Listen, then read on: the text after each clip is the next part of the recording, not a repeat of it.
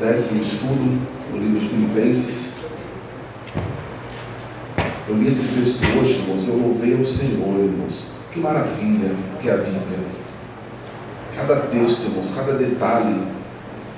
A gente pega às vezes 3, 4, 5 versículos, irmãos, que eles são preciosos, que às vezes a gente nunca parou para se atentar, né? Às vezes na leitura corrida que a gente faz. Aquela leitura do final do dia, né, irmãos? A cabeça é tão cheia de preocupações, que passam-se tantas coisas, e a gente às vezes não medita na palavra devidamente. Filipenses capítulo 3, nós vamos ler do versículo 4 ao 9. Filipenses 3, do 4 ao 9, a leitura na NVI diz assim: embora eu mesmo tivesse razões para ter tal confiança, se alguém pensa que tem razões para confiar na carne, ainda mais eu, circuncidado ao 8º dia, pertencente ao povo de Israel, à tribo de Benjamim, verdadeiro hebreu, quanto à lei, fariseu, quanto ao zelo, perseguidor da igreja, quanto à justiça que há na lei, irrepreensível. Mas o que para mim era lucro, passei a considerar como perda por causa de Cristo.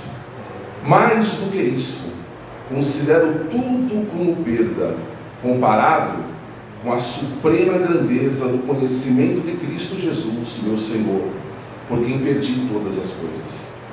Eu as considero como esterco para poder ganhar Cristo e ser encontrado nele, não tendo a minha própria justiça que precede da lei, mas a que vem mediante a fé em Cristo, a justiça que procede de Deus e se baseia na fé. Amém. Vamos até o versículo 4 hoje, irmãos, até o versículo 9, do 4 ao 9. Lembrando ainda, irmãos, que Paulo aqui estava enfrentando os falsos mestres, enfrentando algumas heresias, algumas pessoas que estavam perturbando a igreja de Filipos, querendo trazer alguns ensinos, irmãos, que não correspondem às Escrituras. E Paulo, irmãos, ele vai usar uma das armas que Paulo usa para refutar esses falsos ensinos, era o testemunho da sua vida, e aquilo que Cristo tinha feito na vida dele. Este é o método de Deus, irmãos, para a gente vencer o mundo e para a gente vencer as heresias. A palavra de Deus, aquilo que está escrito, sobretudo, ok? E o nosso testemunho, aquilo que Deus fez na nossa vida. Não é verdade? Aqueles ateus, aquelas pessoas que não creem no Evangelho, irmãos, através do nosso testemunho, irmãos, elas não têm o que falar. Não é verdade? Então, irmãos, o crente que conhece a palavra de Deus e que sabe aquilo que Deus fez em sua vida, ele não é presa fácil. Não é verdade? Ele não é presa fácil, irmãos, dos hereges, daquele povo que bate na sua campainha lá de sábado de manhã, porque Deus sabe, você sabe o que Deus fez na sua vida, você sabe de onde Ele te tirou, né? Então, irmãos, qualquer testemunho de fé verdadeira é como esse testemunho de Paulo. Ele tem duas fases, o antes e depois de Cristo, ok? Paulo aqui ele vai registrar como a sua vida ela deu um giro, uma guinada de 180 graus ao se encontrar com Jesus. A vida dele foi virada do avesso, ok? Então, antes de Cristo, irmãos, ele corria na direção errada, e é o que nós vamos ver hoje, e após o encontro dele com Jesus, a sua vida então mudou radicalmente. E a gente vai perceber, irmãos, hoje, que Paulo, que a gente fala tanto nele, ele tinha uma vida até de certa forma impactante antes de conhecer Jesus, né? Mas ao mesmo tempo era uma vida de uma extrema carência. Depois que ele conhece a Jesus, a sua vida passa a ter algumas outras lutas, mas ao mesmo tempo, irmãos, era uma vida de uma profunda liberdade, né? Uma vida profundamente libertadora. Então vamos lá, irmãos, ver o que Paulo vai dizer aqui, como é que ele vai registrar a sua vida antes da sua conversão. Sabe por que, irmãos, é importante a gente ver isso? Tem pessoas na igreja, e não é comum, e não é incomum isso, não é raro, que acham, irmãos, que Paulo era um criminoso antes de se converter. um assassino, um trombadinha, alguma coisa do tipo, né? Porque a gente vê lá que Paulo estava presente quando mataram Estevão, e ele fez parte daquilo, né? Ele apoiou aquilo. Então tem gente que acha que Paulo era um trombadinha, alguma coisa do tipo, né? Um ladrão pé de chinelo e tal, e não tem nada a ver, irmãos, não tem nada a ver. A gente vai ver como que era a vida de Paulo hoje, antes da sua conversão. Paulo aqui, irmãos, ele apresenta algumas coisas que ele tinha, algumas coisas que faziam com que ele sentisse orgulho na vida que ele levava. Isso, orgulho antes, ok? Ao ponto de, é como se ele estivesse afirmando o seguinte: se alguém pudesse obter a salvação por meio da justiça própria, essa pessoa era eu. Essa pessoa era Paulo. E Paulo aqui, irmãos, ele vai listar algumas qualidades da sua vida passada, não, irmãos, para tirar proveito, porque tem gente que vai contar testemunho, irmãos, do que ele era, e conta com orgulho tremendo, parece que quer voltar atrás, né? Mas Paulo, irmãos, ele vai contar esse testemunho para defender a igreja. Essa doutrina que estão trazendo para o nosso meio eu conheço, eu fiz parte, e eu conheço profundamente. Então Paulo, ele vai falar quem ele era, para defender aqueles que estavam, a igreja daqueles que estavam perturbando com falsas doutrinas, ok, irmãos? Então, veja só a lista que Paulo fala aqui. Em primeiro lugar, ele vai dizer o seguinte: fui circuncidado ao 8º dia. Ele mamou, irmãos, na justiça própria, não é verdade? Circuncidado ao 8º dia. Isso era raro, irmãos, não era comum. O que Paulo está dizendo aqui, eu ia até perguntar aqui se o Aldinho foi circuncidado ao 8º dia, não vou perguntar não, vai que foi, né? Então, desde o seu nascimento, irmãos, Paulo, ele foi criado num ambiente extremamente religioso. Ou seja, ele não era um prosélito, alguém que se converteu na fase adulta, né? Alguém que em algum momento da sua vida lá encontrou a lei de Moisés. Na nossa linguagem, é como se Paulo estivesse dizendo o seguinte: eu fui apresentado na igreja quando era bebê. Eu conheço a lei desde o nascimento. Eu nasci nela, eu fui circuncidado, e não foi velho não, não foi como Abraão, eu fui circuncidado no 8º dia. Pense, irmãos, no homem. Aí ele vai dizer o seguinte: da nação de Israel, ou seja, ele deitou-se, irmãos, num berço da retidão. Eu pertenço à nação escolhida, sabe? Eu faço parte do povo a quem pertence a lei, a quem pertencem os profetas, a quem pertencem as promessas, a quem pertencem os mandamentos. Ou seja, o meu sangue é um sangue que herda grandes privilégios religiosos, espirituais, sabe? É aquele, como se fosse hoje, falasse assim: eu sou filho de crente fiel, mas não valia nada. Tem crente que filho fiel, moço, não vale nada, não vale um quilo de arroz, ainda mais nos dias de hoje, tem um monte, né? Eu, da nação de Israel, um DNA puro. E olha só o que ele vai dizer, irmãos: eu sou da tribo de Benjamim. Por que, irmãos, que ele dizia que era da tribo de Benjamim? Porque das 12 tribos de Israel, irmãos, teve 2 que faziam parte do Reino do Sul, que foram e não perderam a identidade. As 2 que não perderam, Judá e Benjamim. Lá, irmãos, era onde ficava Jerusalém, a capital da nação, em Benjamim. Então, irmãos, quando ele fala assim: eu sou da tribo de Benjamim, ele está falando o seguinte: eu sou da nata espiritual, não sou apenas um israelita, eu sou de Benjamim. Irmãos, para não ter ideia do que isso significa, para ele falar isso, sabe o que isso demonstra? É que o pai dele, o avô, se você pegasse a genealogia, a árvore genealógica da família de Paulo, você conseguia provar um por um até chegar em Abraão. Você já imaginou isso? Ó, meu pai foi fulano, meu avô, meu bisavô, meu tataravô, tal. E aí ia chegava em Benjamim. De Benjamim chegava em Jacó, de Jacó chegava em Isaac, e em Isaac chegava em Abraão. Se você fosse, você chegava até Adão. Pensa na linhagem pura, irmãos. Eu provo que eu sou filho de Benjamim. Era um negócio, irmãos, que só judeu para ter. E Paulo era da família assim. Uma pureza, irmãos, uma retidão, sabe? Um hebreu autêntico, um judeu autêntico. Tanto é que ele vai dizer o seguinte: ele vai continuar falando assim, ó, um verdadeiro hebreu. Algumas versões falam assim, um hebreu de hebreus. Outra versão fala um filho de hebreu, ou seja, eu cresci no colo da lei, conheço o que eles estão pregando, conheço o que eles estão ensinando, eu fui criado na tradição mais severa do judaísmo. Vocês não sabiam que naquela época, pensa só, os judeus foram para o cativeiro, ok? E lá no cativeiro, irmãos, ficaram quanto tempo? Na tribo do sul? 70 anos. Quando eles voltaram, o que aconteceu? Os filhos nasceram aonde? A maioria dos filhos? Na Babilônia. Eram judeus, mas nascidos na Babilônia. Eles falavam hebraico? Não. Muitos irmãos já não falavam hebraico. E aí passou um tempo, qual foi a língua que dominou o mundo? O grego. Qual era a língua que os judeus falavam? O grego. Qual era a língua que Jesus pregava? O grego. Mas Jesus falava hebraico também? Qualquer idioma, né? Mas era num dia a dia, irmãos, era pregado o grego. O que Paulo está dizendo aqui é o seguinte: eu falo hebraico, eu não falo grego. Eu falo grego também, se eu quiser, mas a minha língua, que eu converso com qualquer um, é o aramaico ou hebraico. Lá no templo, a gente fala em hebraico, eu estudei a lei em hebraico. O que Paulo está falando aqui, irmãos, ele não foi, é como se ele falasse assim, ele não foi corrompido pela cultura de fora, igual vocês foram.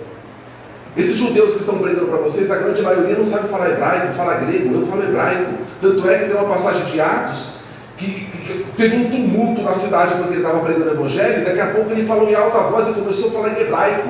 Quando as pessoas perceberam que ele estava falando em hebraico, todo mundo baixou o tom da voz, porque para eles era a língua santa, era a língua de Deus, era a língua dos anjos, era uma língua especial. Então todo mundo baixou para ouvir o que Paulo está falando. Olha quem era Paulo. Eu falo hebraico.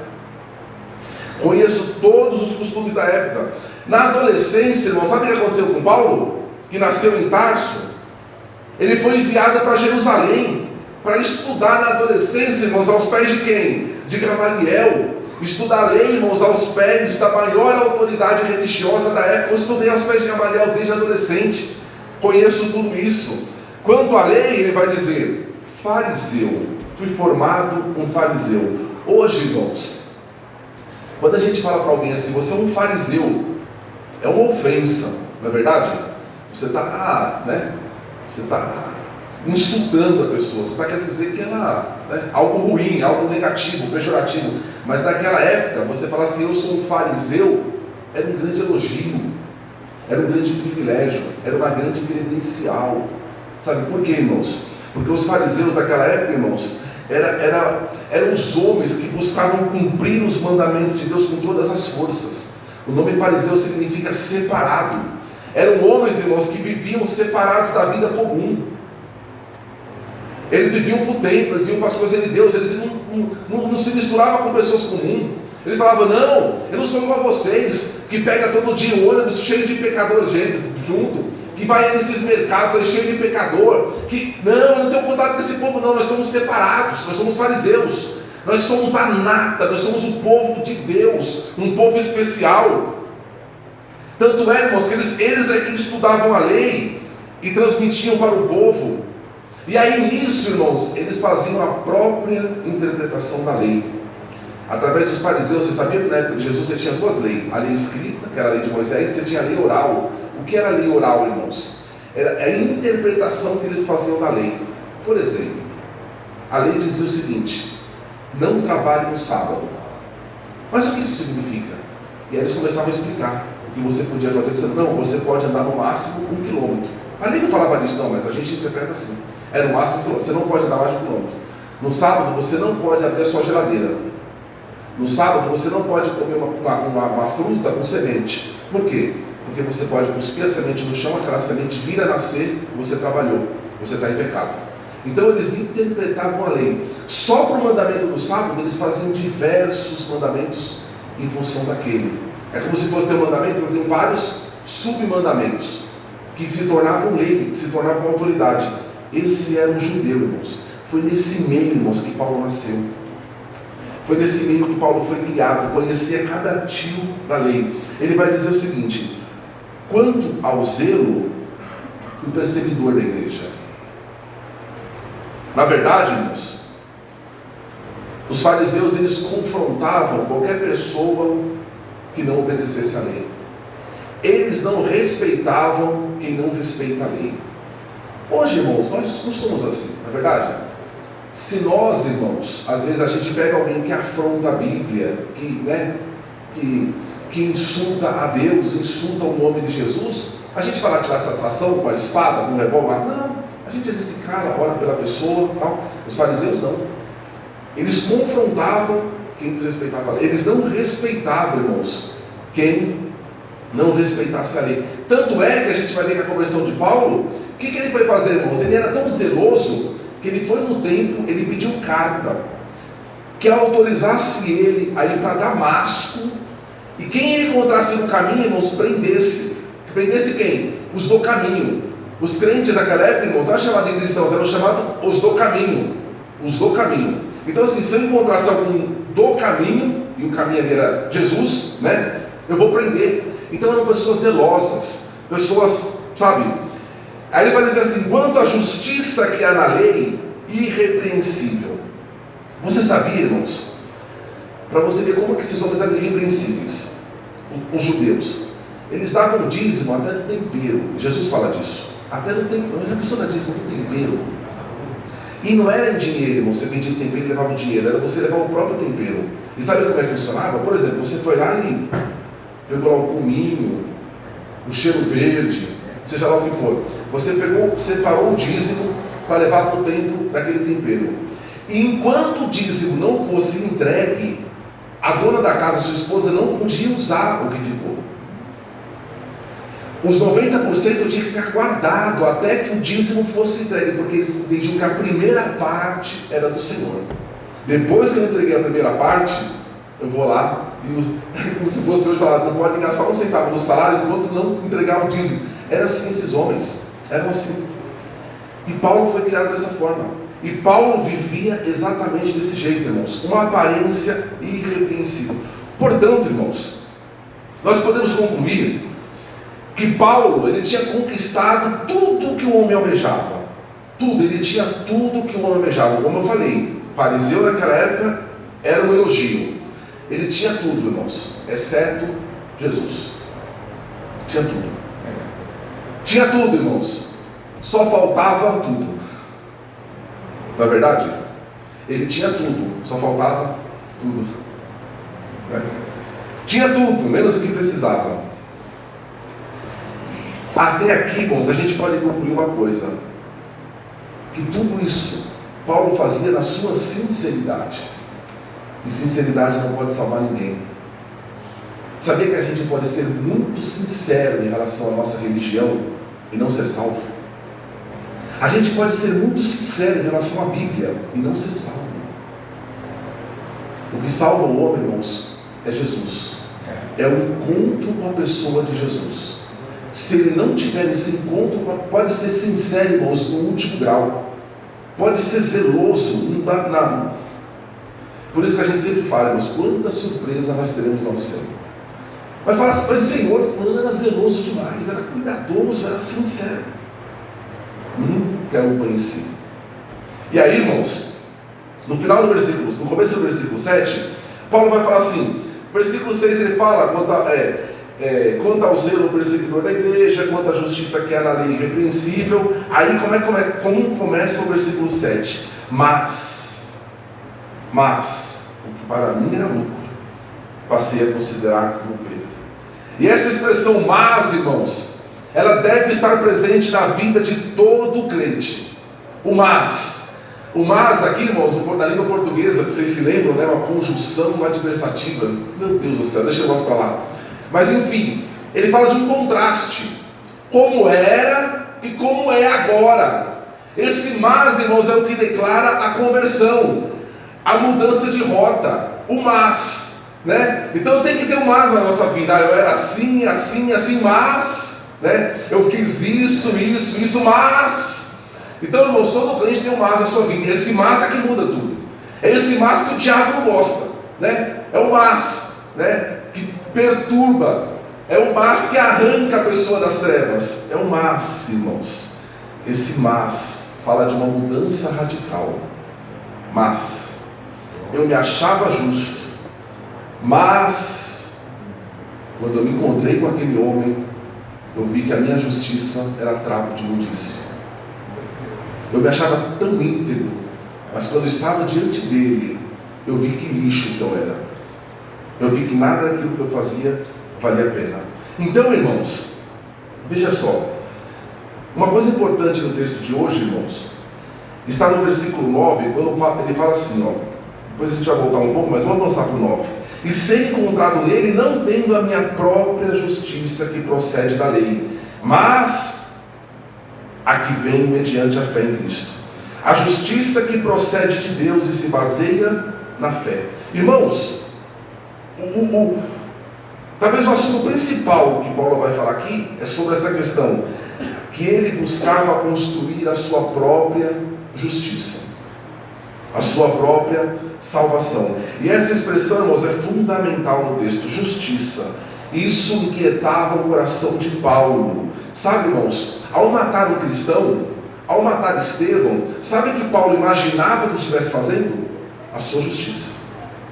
Justiça, irmãos, é o homem querer construir o seu próprio crédito diante de Deus. É ele fazer algo achando assim que Deus vai bater palma para ele e falar assim, te devo uma. É ele construir os seus méritos diante do Senhor, ao ponto de ser digno, de ser merecedor, irmãos, daquilo que Deus está lhe dando. Sabe, irmãos, é esse senso de justiça, ou essa inquietação de justiça. Sabe que este assunto, irmãos, ele já perturbava Jó, lá atrás. Jó, irmãos, no capítulo 9, versículo 2, ele disse assim, como se justificaria o homem para com Deus? Ou, como o homem estará em pé diante de Deus? Como o homem, irmãos, estará diante de Deus, poderá bater no peito e dizer, estou aqui, sou digno. Porque Jó, irmãos, ele tentava estar diante de Deus para argumentar com Deus que aquilo que estava acontecendo na vida dele era injusto, que ele não merecia aquilo. Todo aquele sofrimento, não, comigo não. Eu fui sempre zeloso, eu fui sempre reto. E aí Jó, ele para pensar e fala assim, mas quem se justificaria diante dele?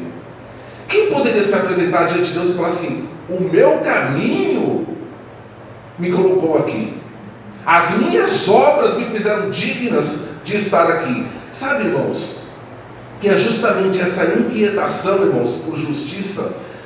Irmãos, quando a gente fala de justiça hoje, é quando você pega um homem, uma mulher, alguém diz assim, eu não mato ninguém, eu não roubo ninguém, eu trabalho, eu crio minha família, eu faço isso, eu até dou uma doação lá na instituição tal. É o homem construindo a sua própria justiça, achando que está construindo a sua própria justiça.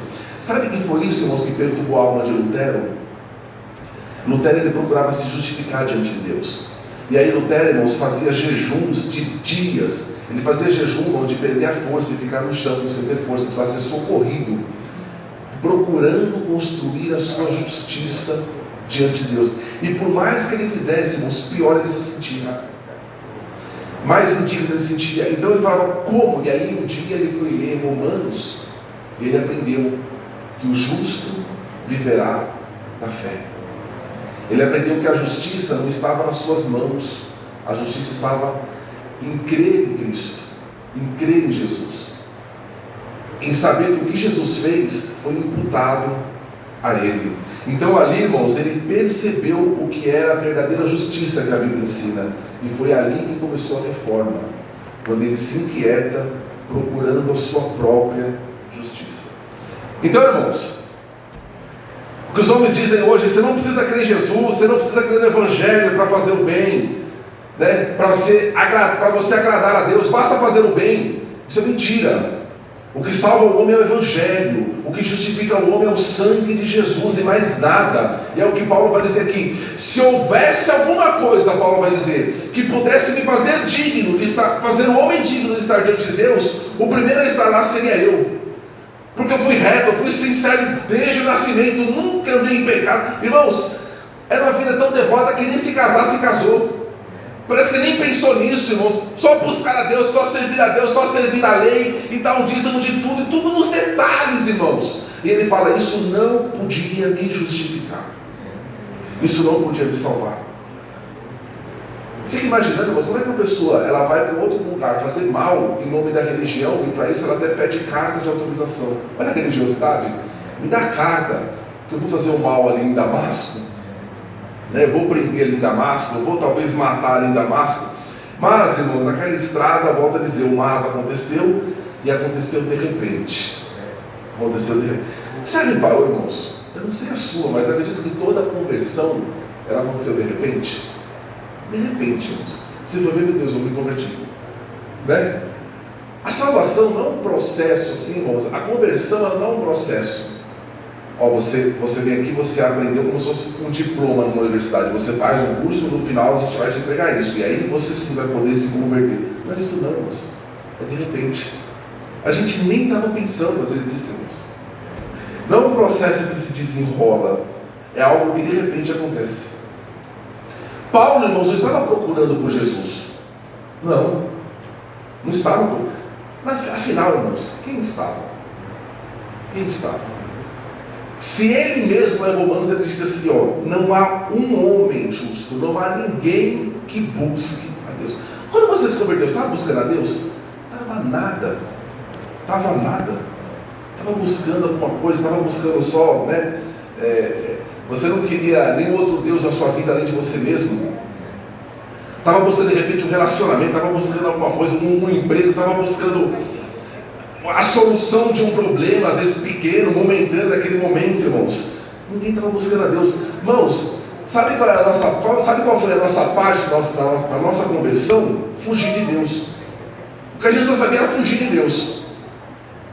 Era ter argumento contra Deus. E mesmo assim Deus falou, Ele te encontrou, irmão. Você estava na tua estrada, cada um de nós teve a estrada para Damasco, a tua Damasco. Jesus te encontrou. Sabe o que Jesus fez? Ele te derrubou da tua cavalgadura, dos teus argumentos, dos teus achismos, da tua religião. Ele te derrubou. E a única coisa que fizemos foi olhar para cima e dizer, quem é, Senhor? Quem és tu, Senhor? Eu vou te mostrar que sou eu. Então a conversão, irmãos, é algo de Deus. É algo de repente. E depois que Paulo se converte, ele vai falar assim, bom, eu fiz um balanço da minha vida hoje e naquela época, o que era ganho, aquilo que eu tinha, tudo aquilo que eu listei para vocês, eu reputei como perda. Por que foi perda? Porque teve algo infinitamente mais extraordinário que me foi apresentado.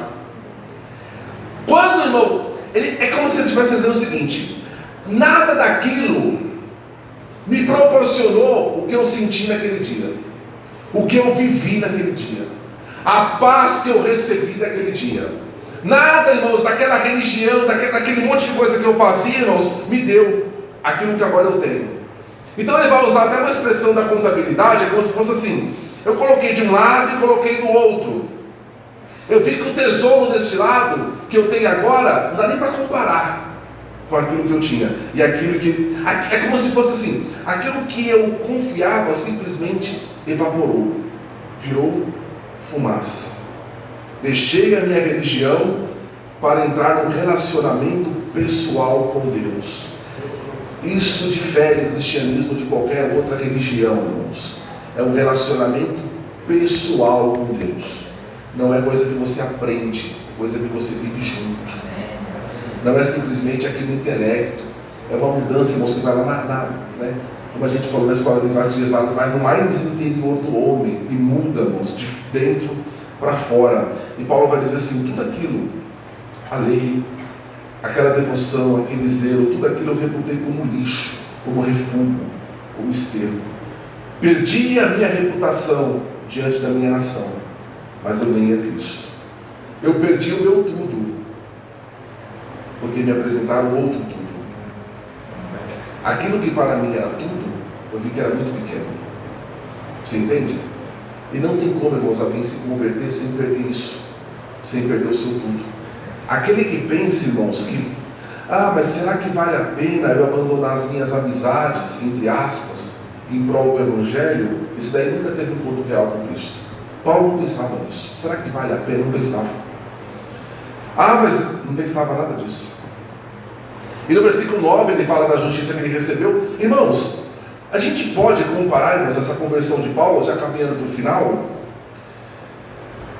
É como se fosse assim: o sol nasceu. Você consegue enxergar o brilho das estrelas quando o sol nasce? Simplesmente desaparece. Eu ia falar, aquilo que eu confiava tanto era como se fosse o brilho das estrelas. De repente o sol nasceu. E quando o sol nasceu, eu já não consigo nem ver. Se eu olhar, até me ofusco os olhos. Eu não consigo nem ver o brilho das estrelas. Não dá para ver. É incomparável. É incomparável. O que eu era e o que eu sou hoje. Mas era tão bom sair com os amigos e beber até ficar bêbado e passar o dia bebendo na rua. Aí você tem um encontro com Cristo. Aí você fala: meu Deus do céu, onde eu estava? O que eu fazia da minha vida? Não tem mais nenhum prazer naquilo. E quem olha de fora, e é interessante, irmãos, que a gente não faz aquilo por prazer, porque o prazer agora mudou, mas quem olha de fora fala assim: ixi, coitado, está lá, né? Fizeram lavagem cerebral nele, coitado, está lá, debaixo da ordem de um pastor que está querendo o dinheiro dele, né? A pessoa não entende, a pessoa não conhece essa nova vida que nós recebemos, irmãos. É algo tão glorioso, não tem como comparar o que eu sou, não tem como nem pensar em querer voltar, em querer, mas será que vale? Não passa isso pela cabeça. Olhando para frente, é o que Paulo está dizendo. Tudo que eu era, tudo que eu tinha, toda a bagagem é lixo, é esterco, sim, comparado àquilo que o Evangelho me trouxe. Portanto, irmãos, para a gente acabar, o Evangelho a gente não aprende, o Evangelho a gente encontra. É como um tesouro. Você não aprendeu o Evangelho, você se encontrou com o Evangelho. Ou melhor, o Evangelho se encontrou contigo. O Evangelho foi ao teu encontro. A conversão, irmãos, não é nós buscando a Deus, mas é Deus vindo ao nosso encontro, viu? Então essa, irmãos, era na verdade, essa era a verdade, irmãos, que a igreja de Filipos deveria estar firmada contra os falsos mestres. E para nós concluirmos, de verdade agora, o Evangelho, irmãos, não é algo, nessa visão de Paulo e a visão bíblica, o Evangelho não é algo que é acrescentado à nossa vida. Então eu vinha vivendo da minha forma, e aí o Evangelho acrescentou algo que eu já tinha antes. Não. O Evangelho vem para quebrar a nossa nova vida, a nossa velha vida. Tanto é que a salvação é comparada com o quê? Com um novo nascimento. Ela não vem para acrescentar, ela vem para matar aquilo que tinha. A mudança é tão radical, a metanoia no grego, que ela vem para acabar com quem você era e para fazer de você uma nova criatura. Então o Evangelho verdadeiro, quem se converteu de verdade, irmãos, não é que o Evangelho veio acrescentar, o Evangelho veio ser o centro. Ou o Evangelho é o centro da nossa vida, ou ele não está em parte alguma da nossa vida.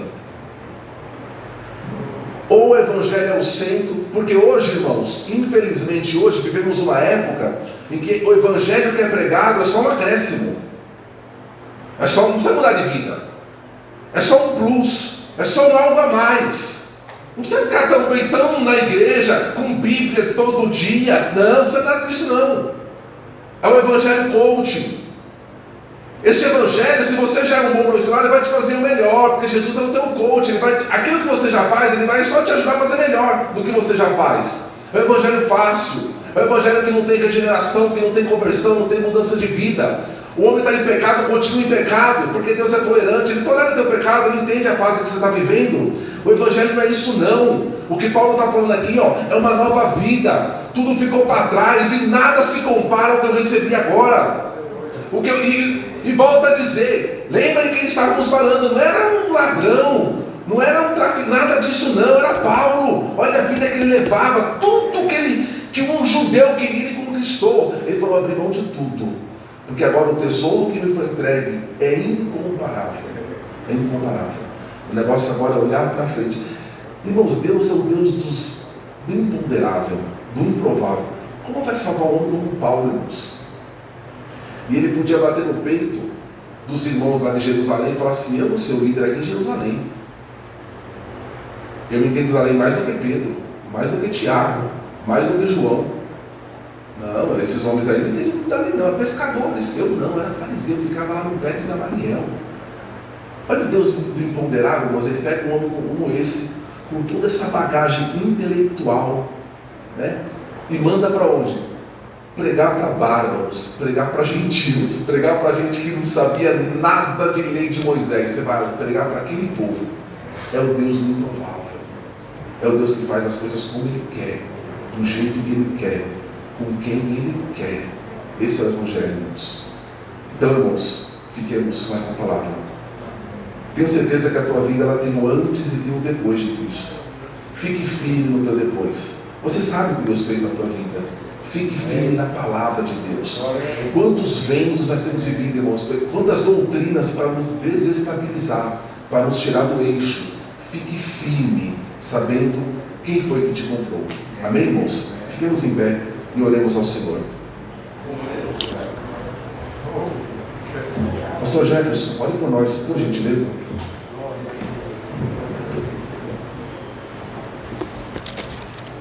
Aleluia. Eu saúdo a todos com a paz do Senhor, Deus. Oremos. Maravilhoso Deus, Pai querido, Pai eterno. Senhor, somos gratos por esta oportunidade, por ouvir a Tua palavra, Senhor. Queremos aqui te